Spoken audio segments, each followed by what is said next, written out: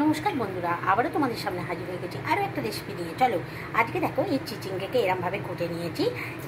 আগের দিন তোমাদের ঝিঙে পোস্ত দেখিয়েছিলাম, আজকে চিচিঙ্গে পোস্ত করব আমি। এখন গরমকালে তো বেশি সবজি পাওয়া যায় না, যেগুলো পাওয়া যায় আমাদের শরীরে উপকারের জন্যই পাওয়া যায়। চলো চিচিঙ্গে পোস্তটাকে কীভাবে বানাবো তোমাদেরকে দেখাচ্ছি। চলো চিচিঙ্গে এইভাবে কেটে নিয়ে ভালো করে পরিষ্কার করে ধুয়ে নিয়েছি। দেখো কড়াইতে তেল দিয়ে দিয়েছি। চিচিঙ্গে পোস্ত বানাবো বলে 5 ফোড়ন দিয়ে দিলাম। এই ফোড়নে কিন্তু আমাদের অনেক উপকার হয়, তাই এই ফোড়ন আমি দু রকম ইউজ করছি, 5 ফোড়ন আর কালো জিরে। ঠিক আছে, দুটোকে দিয়ে দিলাম। এবার সামান্য নেড়ে চেড়ে নেবো কয়েক সেকেন্ডের জন্য, যাতে এই ফোড়নগুলো থেকে একটা সুন্দর গন্ধ বেরিয়ে আসে। চলো নেড়ে দেখো এগুলো থেকে সুন্দর গন্ধ বেরিয়ে এসছে। এবার আমি ধুয়ে রাখা যে চিচিঙ্গেগুলো কেটে নিয়েছি সেগুলো ছেড়ে দিচ্ছি। চলো ছেড়ে দেখো চিচিঙ্গেগুলোকে দিয়ে এবার ভাজা হচ্ছে, যাতে এই চিচিঙ্গাগুলো থেকে কাঁচা গন্ধ না ছাড়ে। আমাদের একটা কাঁচা গন্ধ ছাড়বে, তাই খুব ভালোভাবে ভেজে নিতে হবে। চলো ভেজে নিই। দেখো চিচিঙ্গাটা তো ভাজা চলছে। এবার এইভাবে আমি দেখো আলু কেটে নিয়েছি, এগুলোকে দিয়ে দেবো। চলো দিয়ে দিই।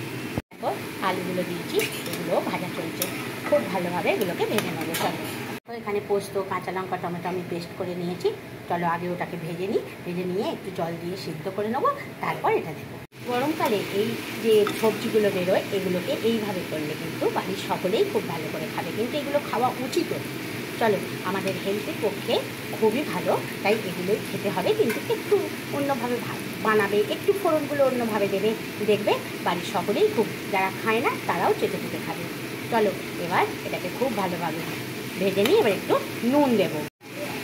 দেখো আমি এবার পরিমাণ মতো নুন দিয়ে দিচ্ছি, আগে দিইনি, চিচিঙ্গা থেকে জল বেরোবে বলে নুন দিয়ে দিচ্ছি। নুন দিয়ে খুব ভালো করে আবারও ভেজে নেব। দেখো ভাজা চলছে, মোটামুটি ভাজা হয়ে গেছে। এবার পরিমাণ মতো জল দিয়ে দিচ্ছি। জল দিয়ে এটাকে আমি সিদ্ধ করতে দিয়ে দেবো। চলো জল দিয়ে চাপা দিয়ে সিদ্ধ করতে বসিয়ে দিই। খানিক্ষণ পর ফিরে আসি। দেখো এই মতো অবস্থায় ঢাকনাটা খুলে আমি পোস্ত বাটাটা দিয়ে দিচ্ছি। এবার নাড়িয়ে টাড়িয়ে নেব।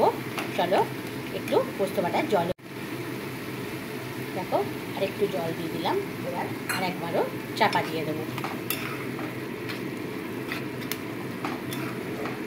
দেখতে পাচ্ছি একদম সাদা হবে, আমি হলুদ টলুদ কিচ্ছু দিইনি, কিন্তু খেতে অপরূপ সুন্দর হবে। ঢাকনা দিয়ে দিয়েছি, ওটা একটু সিদ্ধ হোক। চলো একটু পর ফিরে চলো। দেখো ঢাকনাটা খুলে নিলাম।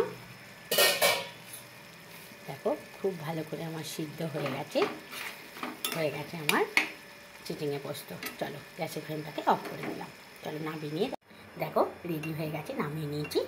তোমরাও যদি এইভাবে করতে চাও, তোমরা উপর থেকে একটু তেল ছড়িয়ে দিতে পারো। দেখো নামিয়ে নেওয়ার আগেই দিতে পারো, আমি ভুলে গিয়েছিলাম, উপর থেকে একটু কাঁচা সর্ষের তেল ছড়িয়ে দিলাম। এর উপরে তোমরা কাঁচা লঙ্কাও দিতে পারো, আমি বেটে দিয়েছি বলে আর দিচ্ছি না। চলো রেডি হয়ে গেছে আমার চিচিঙ্গে পোস্ত। তোমরাও এইভাবে বানাও, যারা চিচিঙ্গে খায় না তারাও খুব চেটেপুটে খাবে, বাড়ির বাচ্চারাও খুব ভালো করে খাবে, আমি কথা দিচ্ছি। বন্ধুরা ভালো লাগলে আমার রেসিপিগুলো লাইক দিতে ভুলো না, বন্ধু বান্ধবের মধ্যে শেয়ার করে দিও। তোমরা সুস্থ থেকো, ভালো থেকো, খুব খুব খুব ভালো থেকো।